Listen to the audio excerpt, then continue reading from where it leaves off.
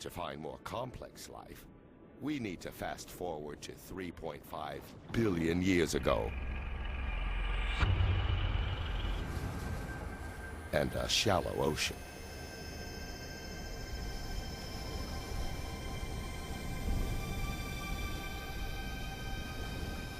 These look like rocks, or even plants, growing out of the seabed. Each mound is a colony of living bacteria called a stromatolite.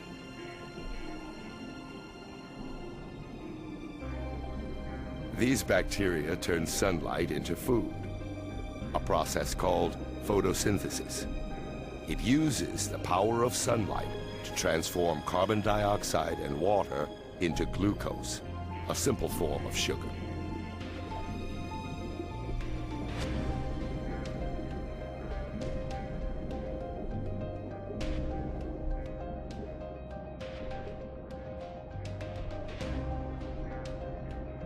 And this magical transformation releases a byproduct, a gas called oxygen.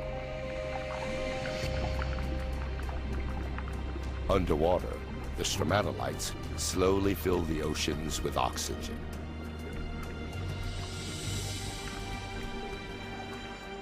The oxygen then turns traces of iron into rust, which fall to the ocean floor to form deposits of iron-rich rock. It's this mineral that will one day be used to build bridges, ships, and skyscrapers.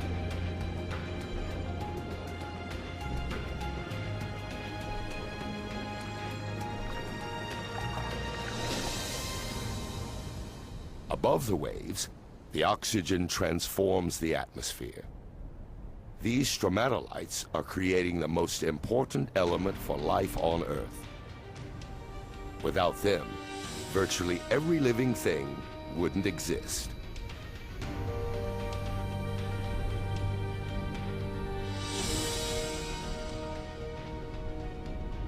Over the next 2 billion years, oxygen levels continue to rise. And as the planet's spin slows, the days get longer, lasting at least 16 hours.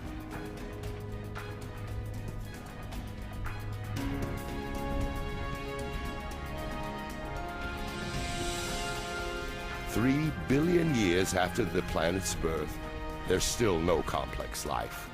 No plants, no dinosaurs, no humans. But the Earth has something unlike any other planet in this solar system. A force with the power to change everything.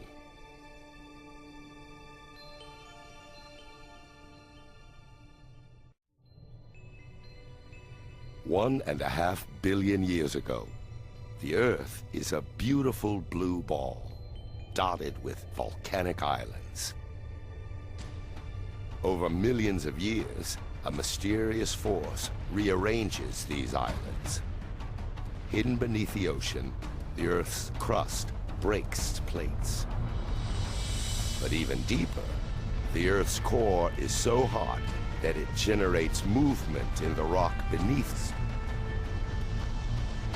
These movements push and pull the plates around the globe, carrying the oceans and islands with them. Millions of years race by. Our planet is alive and changing. Over 400 million years, a vast new supercontinent takes shape. It's called Rodinia.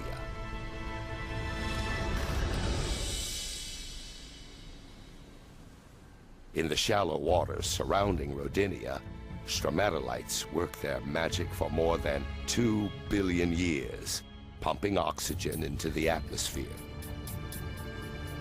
Temperature is 85 degrees, and the days are 18 hours long.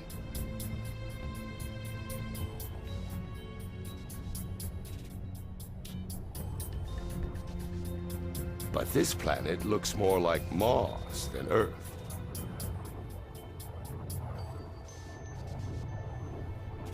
To find life, we must fast forward through time.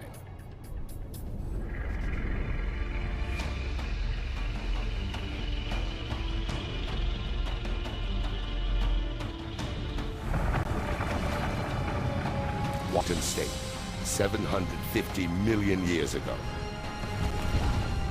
A force deep inside the planet rips the crust to pieces. It's as though the world is breaking apart. And there's only one force powerful enough to do this: heat.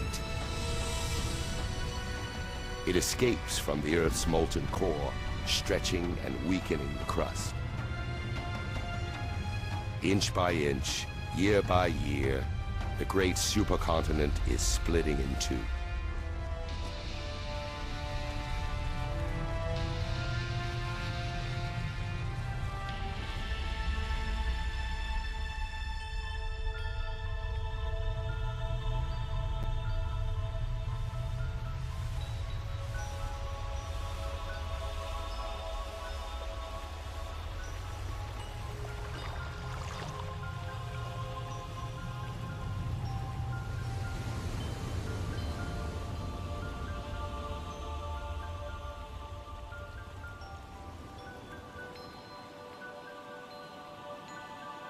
The intense geological activity spawns a mass of volcanoes. They pump carbon dioxide into the atmosphere.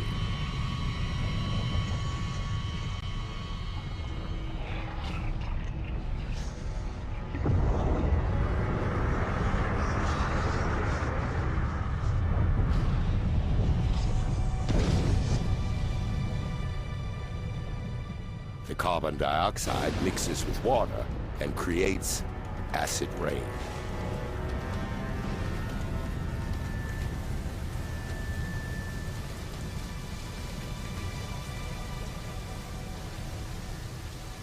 When the continent tore apart, many rocks were exposed. These rocks absorb the acid rain, including its carbon dioxide. Vast quantities of CO2 are absorbed out of the atmosphere.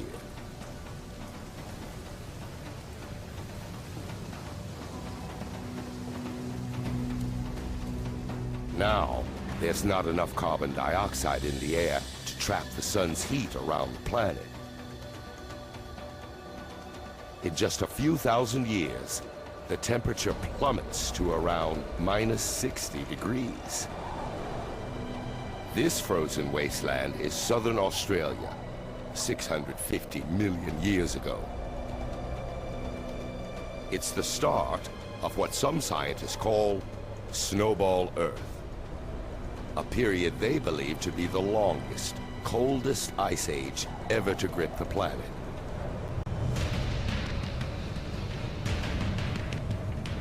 A vast wall of ice looms thousands of feet high.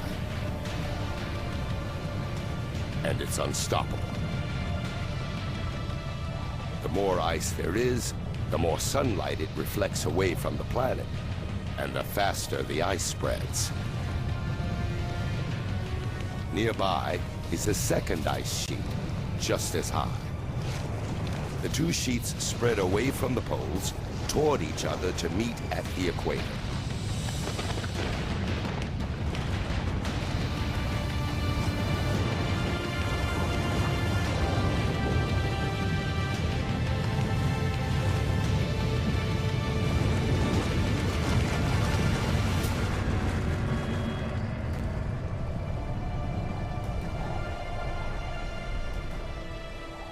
Now, an ice sheet up to 10,000 feet thick covers the entire planet. Earth first began as a molten ball of fire. Now it's a frozen ball of ice. Virtually all the sun's light and warmth reflects back into space.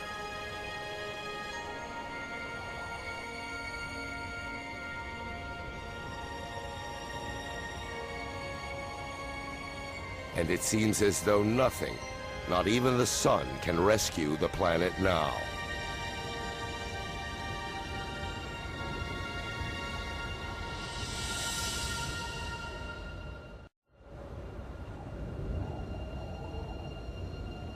$650 million years ago, ice entombs the planet.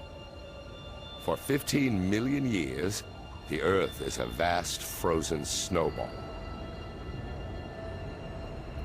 But it can't last forever. Something must release the Earth from this frozen prison. And when it does, who knows whether life has survived beneath the ice? The surface is frozen, but the core is still hotter than the sun's surface.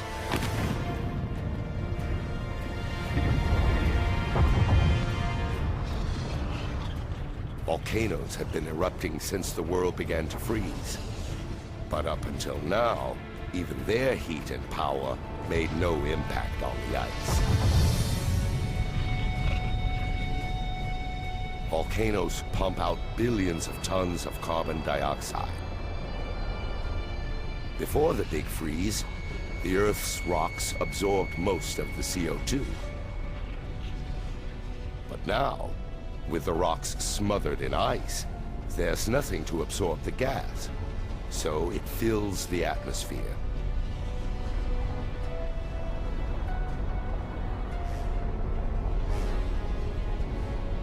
Like a blanket, it traps the sun's warmth around the planet, allowing the temperatures to rise.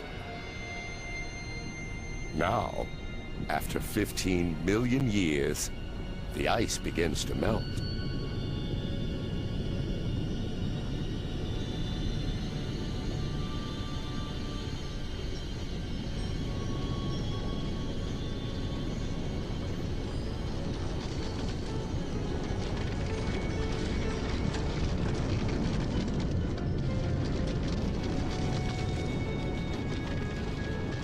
It's thought that during Snowball Earth, the ice pushed the crust down. But now, as it melts, the crust bounces up, creating fissures and weak spots, and more volcanoes.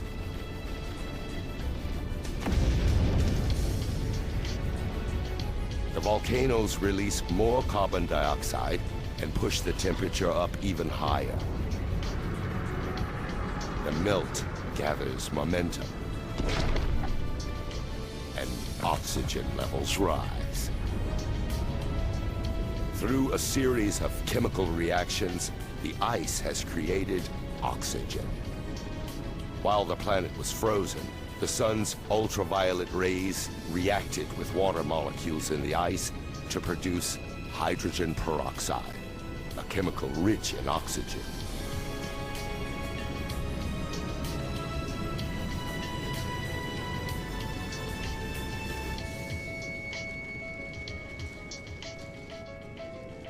Now, as the ice melts, the hydrogen peroxide breaks down and releases massive amounts of oxygen.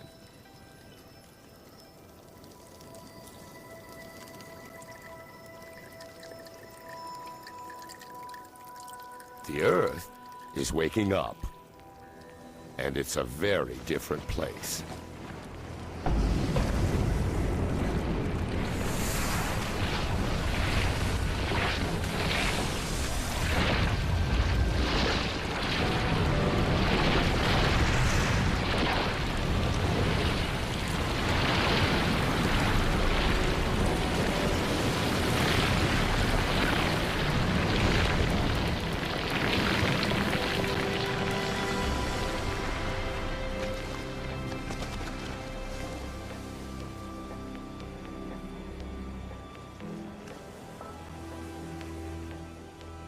$600 million years ago, the atmosphere is warmer, like a summer day. And the days are about 22 hours long.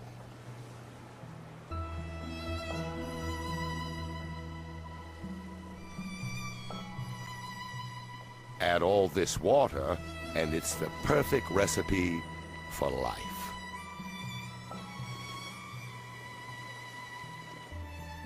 Before Snowball Earth, primitive bacteria emerged in the oceans.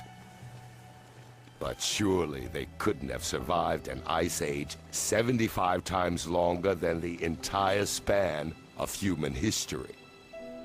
If something has survived, then life may be found where it was last seen, in the oceans.